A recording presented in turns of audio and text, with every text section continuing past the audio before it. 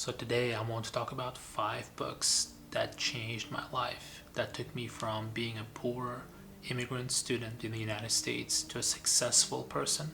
And when I say successful, I'm not only talking about financial success, I'm talking about cognitive, physical, spiritual success. You don't only want to be financially successful, you want to be successful in all aspects of your life. First book I recommend is called Think and Grow Rich. It was written by Napoleon Hill, and he claims that he was inspired by Andrew Carnegie. For people who don't know Andrew Carnegie, he was a steel magnate of his time, of the 19th century. And Napoleon Hill, after getting inspired by Andrew Carnegie, writes this book. And the book is about how to change your mindset and think like a winner. It says that you first gotta have a thought and a goal and a dream, and then you gotta back that dream and a thought with a burning desire to do it. And then after that, you have to be persistent to achieve your goals. And it also talks about that most great leaders out there are dreamers. If you want success in this life, you gotta be a dreamer. When you think about great leaders, think about George Washington, Martin Luther King, Gandhi. All of those guys were dreamers. It says that if you do not control your mind, you'll be sure that you will control nothing else. So make sure you control your mind first of all. Napoleon said that persistence is a character to a person, like what carbon to a steel. When I started investing in real estate, I had a lot of friends and family that told me not to do it. I see many people that get a thought in their mind, a great idea, and then they start acting upon it. And then later on, they get discouraged by their friends or their family and then they quit. They don't do it. Usually, our friends and families are obstacles to us achieving our dreams, not because they're bad people, just because they don't know better. They have never done it before, or they might have heard some bad stories or horror stories in the past, and they're trying to save you, but at the same time they're hurting you by telling you not to pursue your dreams. So be careful whenever you are listening to your friends or family. Napoleon Hill says that quitters never win and winners never quit. Remember that next time you're trying to achieve your goals. So this book really resonated with me. I thought it was a great book. It helped me a lot. This is the kind of a book that can be read probably, once a year, because every time I read this book, I gain something from it. The book number 2 that I recommend to everybody is called Influence: The Psychology of Persuasion by Robert Cialdini. This book really helped me with being a good persuader and also being able to identify when somebody is trying to persuade me and take advantage of me.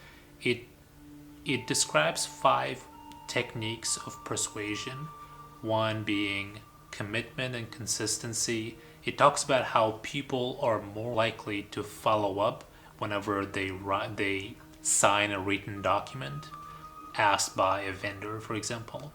And it also talks about social proof, where if we want to purchase something, let's say from Amazon, we are more likely to go and look at Google reviews for that item, and if we see positive Google reviews, we're more likely to purchase that. So social proof has become very important in our day and age. The third thing it talks about is authority, how human beings are more driven to say yes whenever they listen to somebody with authority. Reciprocity is another thing. We are, as human beings, tend to like reciprocity.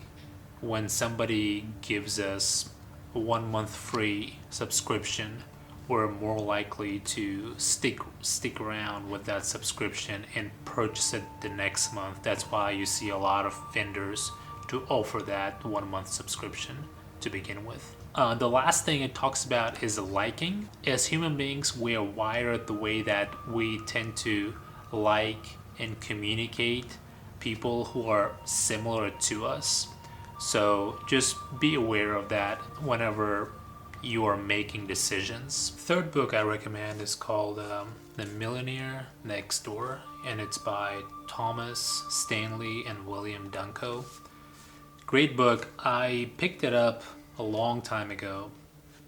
This book talks about the characteristics of a typical millionaire, how most of the millionaires, they keep a budget, their income is more than their expenses, they're in their 50s, they live in modest but safe neighborhoods, not very expensive neighborhoods.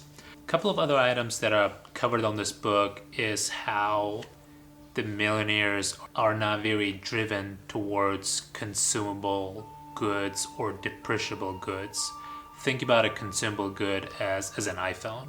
For example, opportunity cost is how much are you giving up by making that purchase today. For example, if instead of buying an iPhone for $999 today, if you invest that money, let's say in a stock market, with a typical earnings of 9%, that $999 would become $2,700 in 10 years, $6,800 in 20 years, and $117,000 in 50 years. Whenever millionaires think about purchasing consumable goods, they think about it from that perspective. The last thing that I really like that this book covers is tracking your net worth. Tracking your net worth is very important if you would like to be on top of how are you progressing year over year. You can simply track your net worth by taking all your assets minus all the liabilities. For example, the house you have, the car that you have, and all the cash that you have, and minus all the loans would be your net worth. You can track that net worth on a yearly basis and then see how much you're progressing from one year to another. The fourth book that I recommend is called 7 Habits of Highly Effective People, and it's written by Stephen Covey. I use a lot of the habits from this book. 3 of the habits that I use most of the time are being proactive, thinking with an end in mind, and putting first things first. Being proactive is being in control of the item that you can control and not focusing too much on items that are outside of your control. Another habit that I use on a daily basis is called thinking with an end in mind. If you want to achieve something, you would like to have that target in front of you and then put the plan together and action together to get to that target eventually. For example, if you would like to drive from Florida to Texas, you're likely gonna pull up a GPS or look at a map before you drive there. You're probably not gonna just start your car and start driving. Coming up with a goal and then managing your goal is the same way. You first think with an end in mind, thinking what my goal is, and then you put the plan together and the action, then you get there. The third thing is putting first things first. Putting first things first talks about prioritizing and concentrating on things that are important but might not be urgent. I was talking to a friend of mine and he was saying that he's very, very busy. And when we started talking about his day, it turns out that he was busy with things that are not very important. So make sure you're spending your time on items that are important even though they might not be urgent right now. Whether it's working on that project for your boss to get that next promotion or spending some valuable time with your significant other to keep that healthy relationship. Book number 5 that I recommend is called How to Win Friends and Influence People. It's by Dale Carnegie. Dale Carnegie course is a very famous course in the United States. Warren Buffett contributes part of his success to the Dale Carnegie course that he took a long time ago, because he does understand how important communication is, and it's probably becoming more important in this day and age. A couple of things that are referenced on this book are being able to put yourself in somebody else's shoes whenever you're communicating with them, being genuinely interested in other people's lives.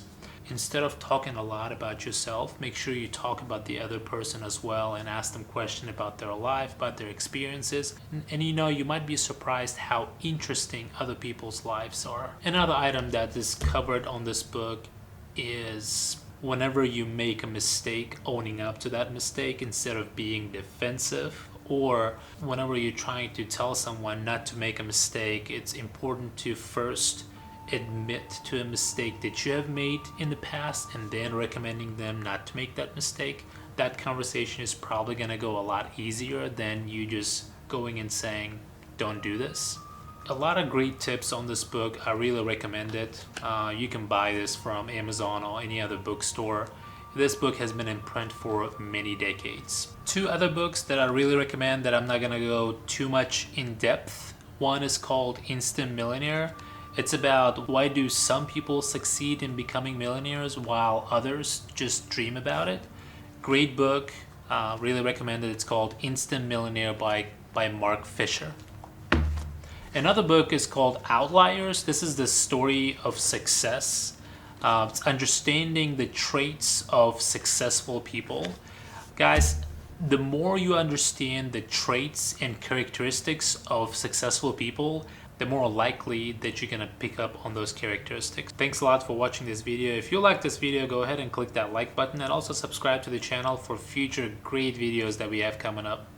See you later.